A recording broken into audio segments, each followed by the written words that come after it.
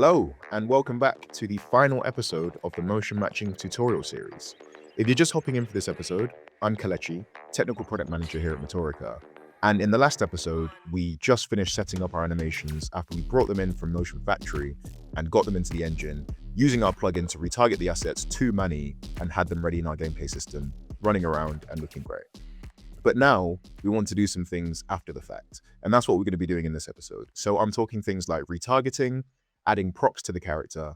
And also, if you'll remember in episode 2, we talked about this thing called the reverse workflow, where you can get the motion from your character, upload it to Motorica, and generate animations that have one-to-one root motion with your character motion.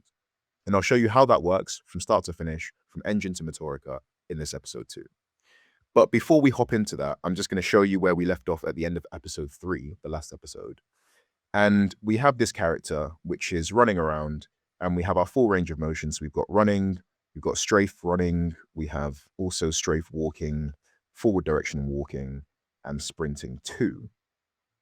But you'll remember this is where we left off the episode last time, and it looks great. But the likelihood is, in your game, you're not going to be using Mani as your character. You're going to have your own character with potentially its own skeleton, but at least its own different proportions that you want to have Motorica animations on with the Motorica style, but on your character instead. And that's where retargeting comes in. So there's two different ways that we can approach retargeting in this scenario. And the first one is just retargeting the assets by source themselves. So when we import the assets from Motorica using the Motorica Quick Import plugin, then instead of retargeting to Mani, we can actually just retarget to our own skeleton instead. That's the first way of doing it. But the second way is maybe a little bit more flexible for iteration and also has some runtime usages in the sense that maybe you want to share the same animations between different skeletons. That's where runtime retargeting comes in. But the second one is an option that allows for a bit more flexibility while iterating. And also it could have uses in the actual game itself. For example, you want to use the same animations across multiple different skeletons. That's where runtime retargeting comes in. And that's, fully supported inside Unreal Engine. And I'm sure you've maybe seen some setups inside Gasp, for example, that have runtime retargeting. But I'll show you the framework we have inside here for runtime retargeting too, to give you those two options to choose between yourself. But approaching the first one, which is just retargeting the source assets themselves. And this is the one that we recommend because typically it is easier and kind of more reliable to just have the assets in source on your skeleton instead of having the source in a different skeleton and then retargeting at runtime. And it also has the performance bonus of not having to run that IK rig at runtime to retarget, potentially if it's on a lot of different characters as well. So the first option we have, as I mentioned, is to just retarget the assets, the source assets themselves to your skeleton. And this is the method we recommend because it's typically just safer to have the animations on your skeleton instead of having them on a different skeleton and retargeting at runtime. Because, well, one, for performance, if you have a bunch of different characters in the scene, running that many IK rigs is not ideal. But also it's just, nicer to have the source assets on your character itself. So the first step to doing this is using the Quick Import plugin again, because this is supported within the plugin. And we can press the button to open the dialog, select the folder, the same folder that we had before, which is our motion matching dataset that we downloaded from Motion Factory. We then have that root folder. In here, I'm just going to call this retarget test, although I'm not actually going to import any animations this time. You'll see that, as we saw before, we have the retarget imported animations option, but instead of going from Motorica to Mani, we would make our own IK retargeter from Motorica to your skeleton. So for either retargeting options, we have some very important assets that we need to set up beforehand, and those are the IK retargeters. Now, these are essentially how Unreal Engine is going to know how to translate animations from skeleton A to skeleton B, and there's a lot of documentation on how to set these up. We also have some examples that package with the plugin, but the ones that are going to be very relevant today are these two. So you'll see we have one going from Mani to our Spec Ops character, and one going from Motorica to our Spec Ops character. Now, this character is one that I got off the marketplace. We'll link it in the description of the video. And it's just a character. There's a kind of a soldier, and it has a rifle asset as well. But this is going to be used in combination with our soldier combat rifle style at Motorica to get a believable rifle soldier character inside Motorica. Oh, sorry, inside the engine. So we have these two retargeters. For this first setup, we're going to look into this retargeter, which is going directly from the Motorica skeleton to the Spec Ops character skeleton. And you will see that we have this set up already. This is pretty much using the base settings with a few tweaks that I've made, but now the setup itself is very in line with the one that the plugin comes packaged with, so you can use that as a base. But we see we have the T pose as the retarget pose. If we run the retarget, we can go for the soldier animations and we'll search for a pivot, maybe 90 RL. Look at this one, and you'll see the retargeting is looking great. We are using hand retargeting. You'll see if we go here, we're using left arm and right arm. So this is using IK retargeting is not pure FK, and that's very important, as I'll touch on in a bit. But you'll see that we need the IK retargeting because the hands need to be in the same place. Now, these two characters very likely have different length arms. They're not going to have the perfectly lining up arms. And in fact, we can probably look at that here. If we go to the source, actually, no, sorry, I need to do this. So yeah, if we go here and we say mesh offset 0, you'll see that the soldier has ever so slightly longer arms than the Motorica character.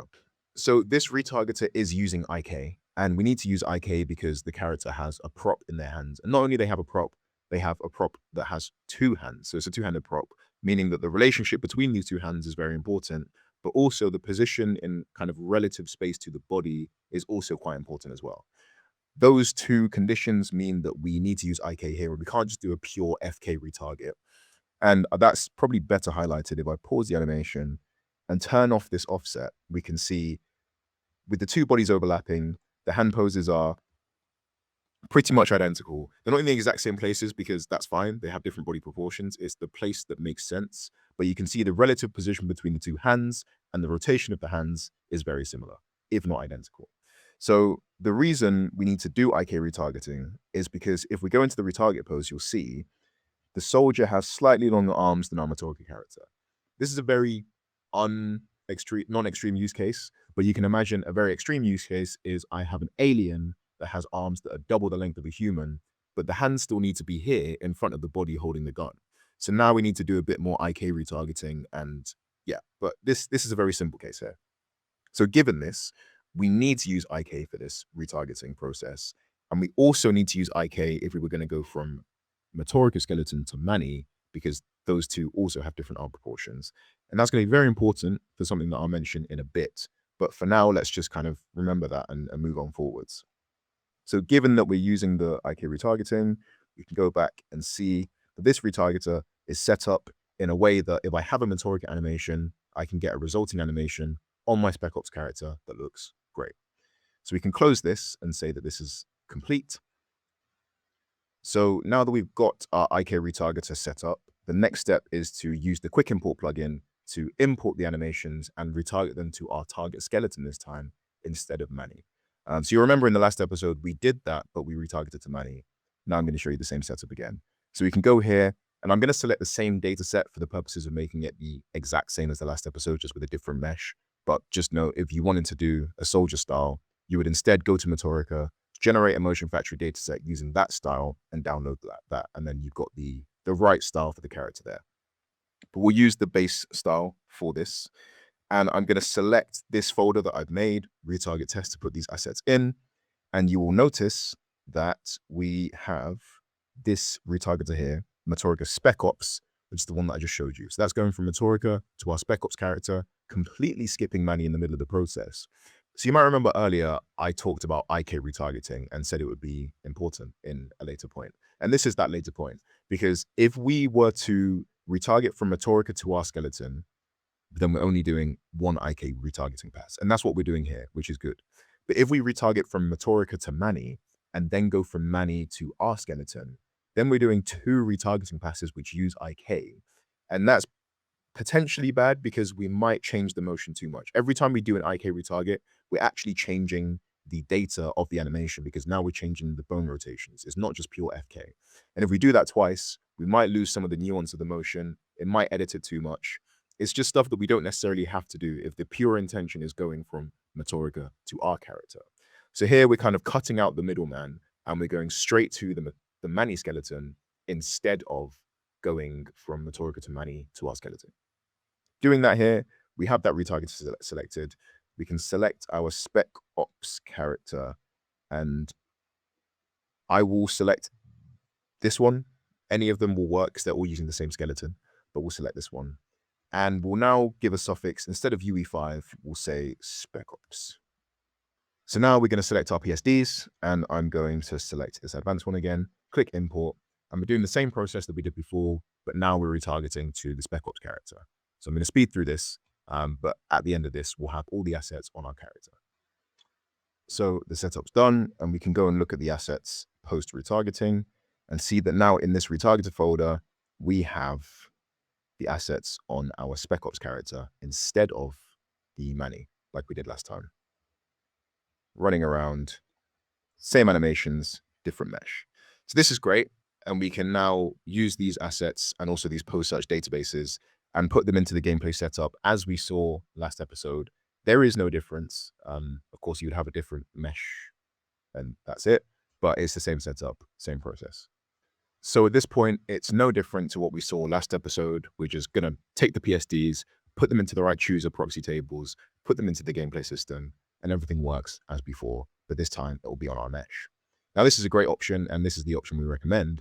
But as I mentioned earlier, we have the second option, which is to do a runtime retarget.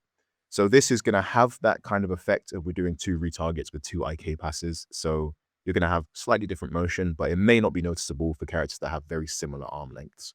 But we'll go here and see that. So to show you the runtime retargeting, I'm going to go in here and we'll see now we've switched to a different motion data set. So all we're doing is just using a different one that I've made on Motion Factory and imported into the project, and I've retargeted to Manny. So this is the same process that we had in the last episode, but I'm just showing it on a different data set because it makes more sense with the context of the character. And you'll see that this data set is a combat rifle data set, which has the hands holding a gun. And we can still do things like walk, we can strafe, we can stop, we can kind of turn around, we can turn in place, all these different things.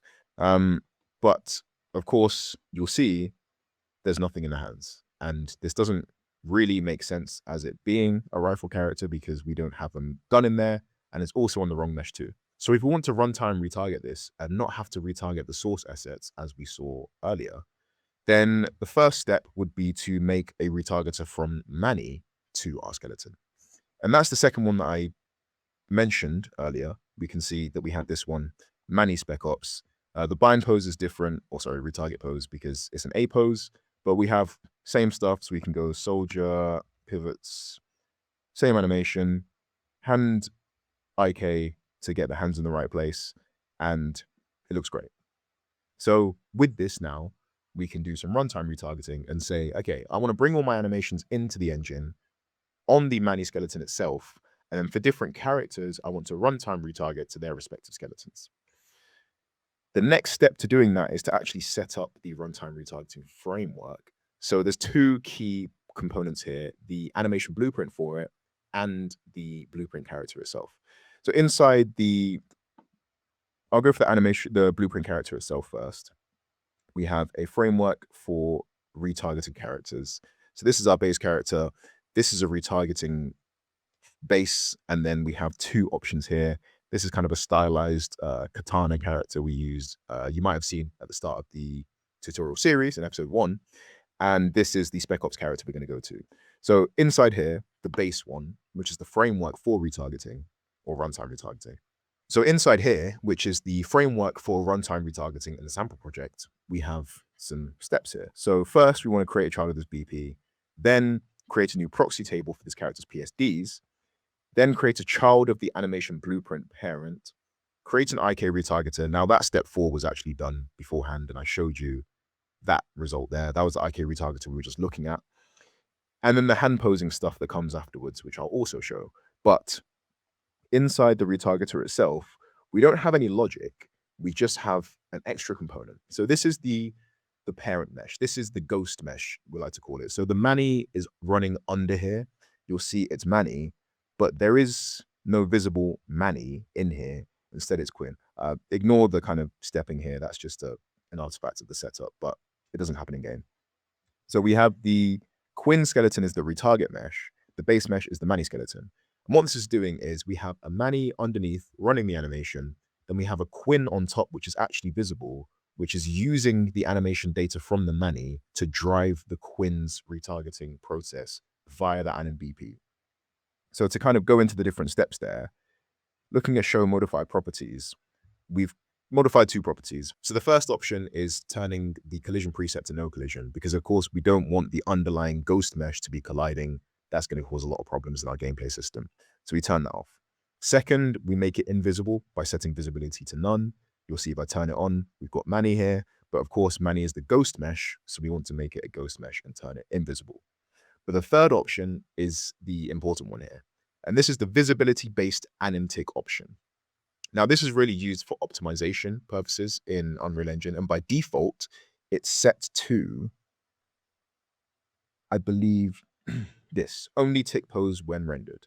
And that means that we're only going to run the animation blueprint's logic if the mesh itself is actually being rendered in the viewport. And that makes sense because if the mesh is invisible, we don't need to see animations on it. So by default, that should be the setting we want. In this very special case, we want an invisible mesh to run its animation because that's the brain of the animation, we say, is what's driving the motion.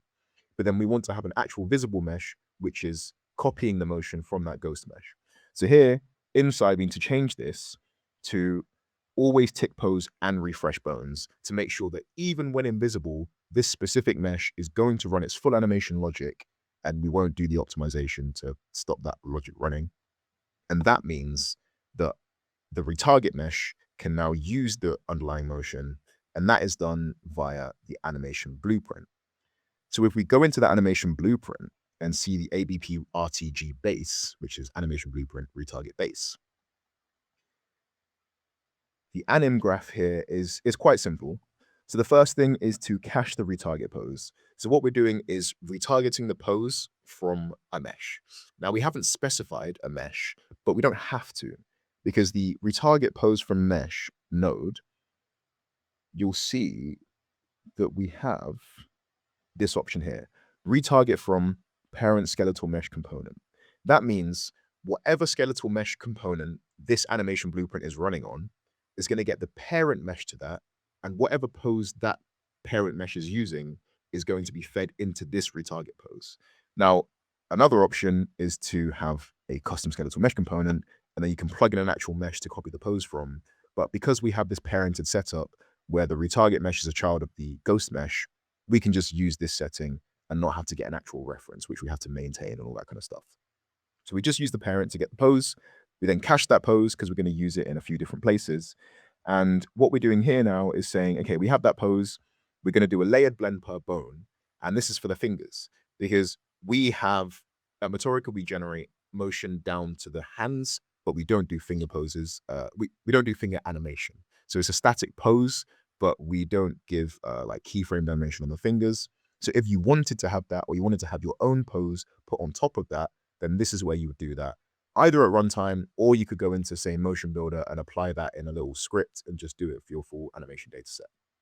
But let's say we do it in Engine at runtime, then we have this layered blend per bone, and all we're saying is, okay, on all the metacarpal bones, that's the root of each finger, we're then going to apply this animation from there onwards, and we're going to use Motorica animation for the rest of the body. So it's like we have the hands, from here upwards is all custom motion, and from here downwards, all the way down my arm and through my body is Motorica motion, if that makes sense. So that's the setup here, the hand posing, and we have a hand pose asset that you can plug into the animation blueprint itself. And this full setup is also toggleable. The hand pose allows us to have this retargeting.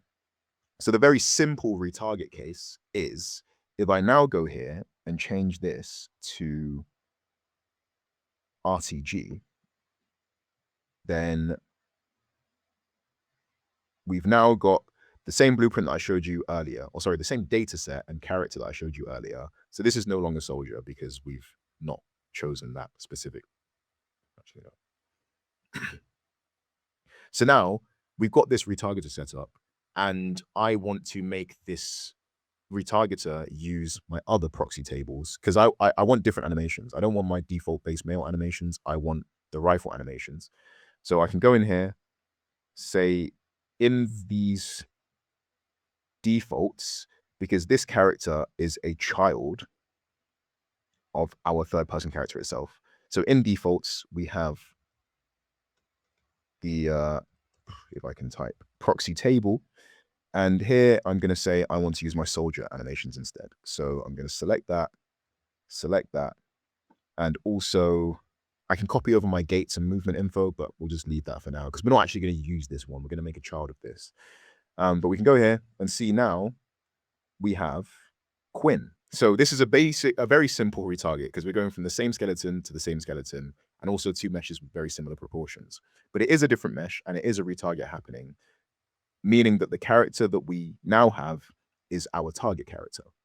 But of course, Quinn is not our actual target character. We have the soldier target character. So what we need to do here is a couple of things. I'm going to bring those databases back to the defaults.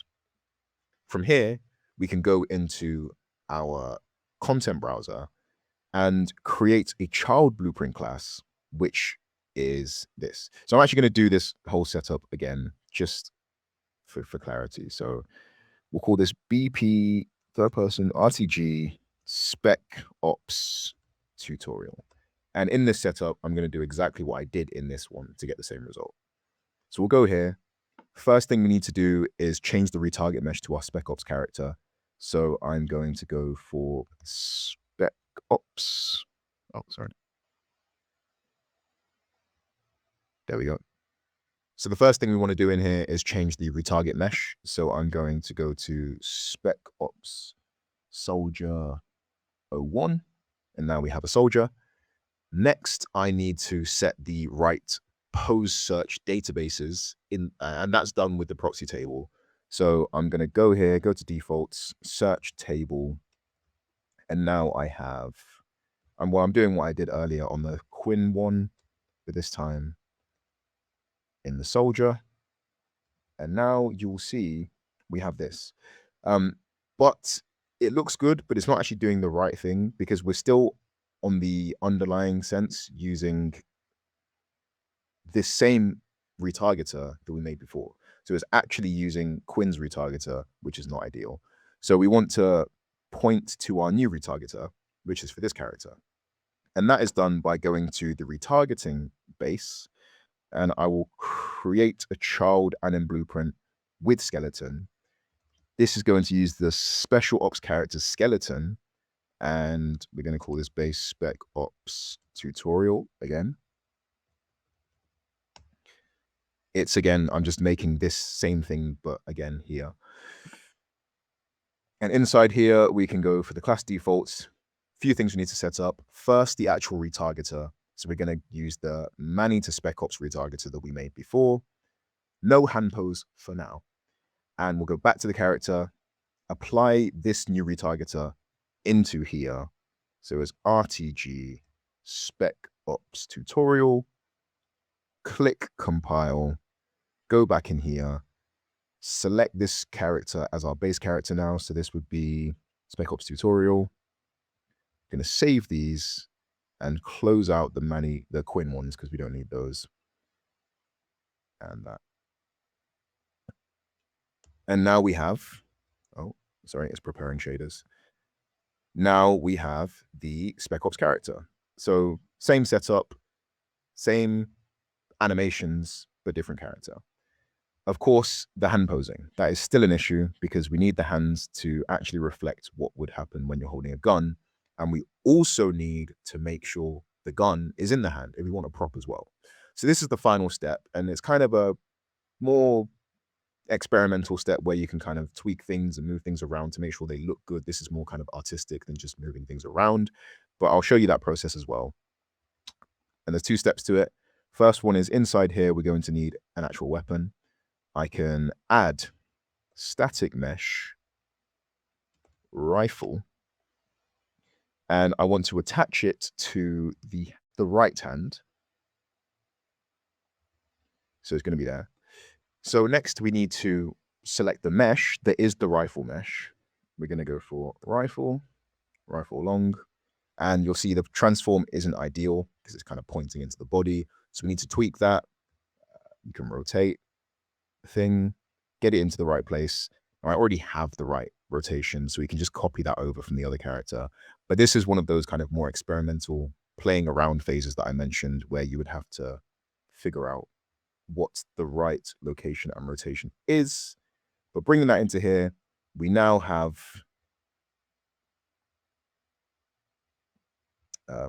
oh, it seems as if these two characters, oh yes, of course, we don't have the hand pose yet. So it still will still look weird because we're using the same hand poses, like just the static hand poses, not the actual rifle hand poses with different rotations like that.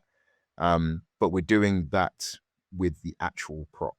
So this is going to look a bit better now because we have the prop in the hand, which is great, but you can see the hands are still kind of not perfectly aligned. And this is where the last step comes in. So we would go back here to our anim BP. I can find that by going onto the mesh itself. So we'll go back in here and you see these two options on the right-hand side that we kind of glossed over earlier. Yes, we do want to use a hand pose and we want to select our hand pose. And that is going to be this one here, MF Rifle Idle ADS. Put that in there.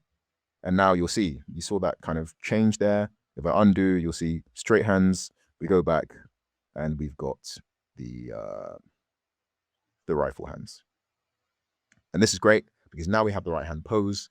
We can go in here and see this looks a lot better now. We've got the rifle character with the gun in hand, lined up properly. If we wanted to do some hand IK on that left hand just to make sure it's perfectly locked to the right place, we can. For this setup, don't really need to because Motorica's hand animations in general keep the hand poses quite well aligned. And now we have this. Also, you would lose some of those nuanced motions. I don't know if you saw that where the hand kind of twitched a little bit or shuffle the grip. So if you do IK, then you lose that motion there. So we want to bring that in from Motorica as well because we do generate that. And we've got the final result here. So we've got the character running around with the gun in hand, and it looks great.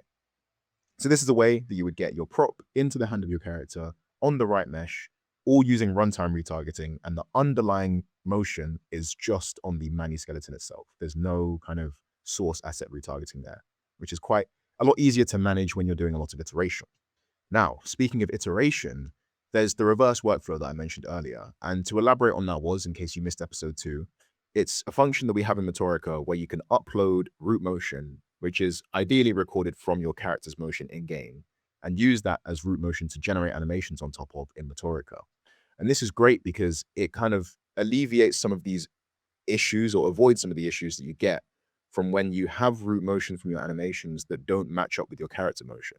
Let's say your character's moving at 3.7 meters per second and it's moving pretty snappy, but you have animations that are maybe recorded from mocap where the actor was a bit slower or moving at a different speed, and it's not exactly the same as the character motion. So now you have to, at runtime, do things like stride warping, foot locking, and those can lead to some strange artifacts. Or you avoid those and then you get foot sliding. So it's kind of a lose-lose situation. But if you have root motion that matches up with your character motion, then this problem is not completely eliminated, but definitely reduced to a very large degree. And the way that we can do that inside Unreal Engine is via our root motion recorder plugin. So the plugin that I mentioned earlier, the quick import plugin, is one of our plugin offerings. The second one is this plugin where if I'm running around and I have my character moving and it looks fine, but I'm like, ooh, this right turn, that looked a bit weird. I don't like that right turn. What I can do is I can press R to start recording, do the right turn, and then press R again. And you'll see that now we have this pink path, or sorry, purple. And this purple path is showing me the root motion of the character as I've played it in game, and it's now been recorded and baked into a JSON file. It's a JSON file because all we need to know is the data, so it's literally just the positions and rotations at each keyframe, and it's sampled at 30 FPS to be compatible with Motorica's system. And we can do a few different things, like let's say I don't like my 180 turns either. I can press R, turn around 180, press R again, and now I have that root motion. So essentially the idea is you play around with the character, you think, oh, that looked a bit weird. Maybe it's because I don't have the right coverage at the exact character motion that I need. So what I can do is I can record that, and we'll do another one like a start. And for full coverage, we'll do a stop as well.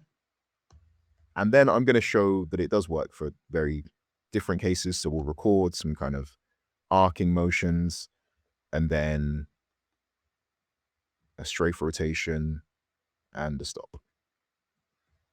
So all of these paths have now been baked into JSON paths that we can use in Motorica. So here we are in the Motorica web app, and you'll see that we have a very new dashboard from what you saw in episode 2. It's got the 3 products lined out there very clearly for you to see and see what they do. And we've also got the character here doing a random style just to keep it fresh each time. So we can head into Motion Factory, and this time I'm going to head to custom mode instead of simplified mode like I did in episode 2. And that's because we're doing the reverse workflow. So the first thing I want to do is select the style. Now, if you're using this to patch animations, patch a gameplay system that you've already generated from Motorica, then you'll want to select the same style that you used when you created the animations in the first place. So I'm going to go to Combat Rifle, select that style, preview it just to make sure it's the same one that I used before, and it indeed is. Head to the next step, and we'll hide this because we don't really need it for now, but the very important thing for this process is importing custom path sets. So I'll select pure root motion because I'm uploading the root motion of my capsule. Now the other option here is modular. That's kind of a JSON definition that we have. You can essentially define a list of inputs so you can simulate that instead of the inputs themselves. 2 different ways to simulate paths. It's kind of custom mode, and there's full documentation for that here. But we're interested in pure root motion mode for this reverse workflow. Go here and upload the files. Now the files themselves are going to be inside. So this is my project that I was just showing you before. And the plugin, Root Motion Recorder plugin, creates this folder, the recorded paths folder. And this is just JSON paths. You'll see all these paths that I've recorded over the months. And they're all timestamped so you can tell which ones are which. These ones are the ones that I just recorded here as of today's date and time. Click open. Choose the path set name. I'm going to call this soldier patch because I'm patching the animations for the soldier character. Click preview, and now you'll see we have the root motion that we recorded in game, but here it is in Motorica. So I can look at this path, which is that right turn. So remember earlier I said, imagine the case we have a right turn, and I'm like, oh, I don't like that right turn. Something looks weird. I want to get a new animation for that, and I want to make sure that animation uses my exact character motion for the right turn. That's how we do that here. So we can see the path, it's the same. Click preview. And now we get same style, but this time it's on this character. But maybe the reason that the animation was looking a bit weird was not because of the lack of the animation being there, but it was the lack of coverage, because we need different states. We need a case for, because if we go back here, right? And I'm going to head into the engine and pretend I'm running forwards again, and I want to turn right. Given that I want to turn right at any point, my feet could be at any point in the run cycle. So we'll see the run cycle side on from here. I could turn at any point in my run cycle, meaning my left foot could be down, my right foot could be down, both feet could be in the air. I have no idea because we can't really, we can't predict that the user will always turn when the right foot's on the ground. So we need an animation system that is robust enough to cover all of those use cases. So here you'll see that the right foot was on the ground, maybe. It's hard to tell because it's running at full speed, but you get the idea. Foot could be at any place at any time in the run cycle when we press the right button on our keyboard to turn right. So in Motorica, we will support this by generating variations. I can say I have 2 variations, so it's kind of the left foot right plant, or we have the 4 variations and we have the passing phases. If I click preview, we have 4 different versions of this right turn for full coverage for this specific action. I'm going to scrub very slowly, and at this point you'll see, let's say that this is the point at which I pressed right on my character's motion, or sorry, on my keyboard. Well, we have the case where my right foot was down. So we're going to have a nice natural animation coming out of that. We also have the case where the left foot is down, if we look at the bottom left corner. So we have a nice natural animation for that. We have the case where both feet were in the air with the right foot forwards. So we have a natural animation coming out of that. And we also have the case where both feet were in the air, but the left foot was forwards. So we have a natural animation coming out of that. Meaning that the motion matching system is always going to have a pose that's close to what it's actually looking at on the character to then pick an animation for. So we won't get these weird blends where a foot kind of jerks forwards or slides back because we have all the coverage that we need for this right turn. So given that, I can advance to the next step. And, we do also have the other animations that we had here. So this is the 180 turn, and we can do the same for a 180 turn, but I'm just going to show you for the right turn here. Same process that we saw before, but of course, it's a lot less animations than we had in episode 2. We had, can't remember, it was like 200 plus animations before. We're only generating 8, and it's going to take about a minute. So I'll generate the animation set, and I'll be back when that is done and bring it into the engine. So the animations have been generated, and I've downloaded them. And the process here is the same as we've seen before. So we use the plugin. We'll go into this folder, which is now Soldier Patch, is the kind of the patch for the animations that I wanted to create. Same name as on the web. Go in here. Well, actually just select that root folder. Inside here, I'm now going to create a new animation folder, which is animations, Motorica. And inside this, which is where my animations are for the character that you just saw, I'm going to create a new folder called patch v1. And this is where it gets iterative because you can do patch v1, patch v2, patch v3, etc., etc.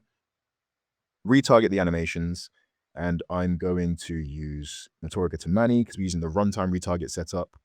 Mani from quick import, UE5 suffix, same as before, but I'm not going to create the PSDs because I already have PSDs. I'm just adding raw animations into those existing PSDs. Import now. Setup's done. And inside the retargeted folder, we've got all the animations from this patch. And you'll see that we have recorded path. This is the right turn. Variation 1, variation 2, variation 3, and variation 4. So that's our 4 right turns. And we can pick these 4 animations up. I'm not going to take the rest because those were kind of just showcases. It was a start, it was a stop, it was 180 turn. And then it was that one with all the random motion. So this is really the 4 animations that we care about. I'm going to select these 4 animations. So to bring these 4 animations into my existing post search database, I will go here and go to the post search databases, PSD running. And I want to add some animations. It's much easier if I just go back here and select those 4 animations, bring them into my PSD. And now you can see we've got these 4. Our 4 versions of that right turn. You'll see the exact same root motion, but at this point here, we have all the different phases of our run cycle. I'll kind of go a bit further just before the action. There we go. So we've got the right foot down case. We've got it's kind of hard to see when they're on top of each other, the left foot down case, and we've got the passing phases. Now the motion matching system has all of these poses to pick from when it wants to do this right turn. So there's less chance that it's going to pick a pose that's very far away from what the character's doing. And if we look at that in action, we can go back to gameplay.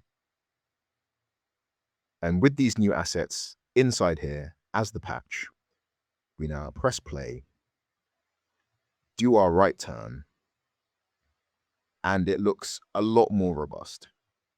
The right turn is really looking nice.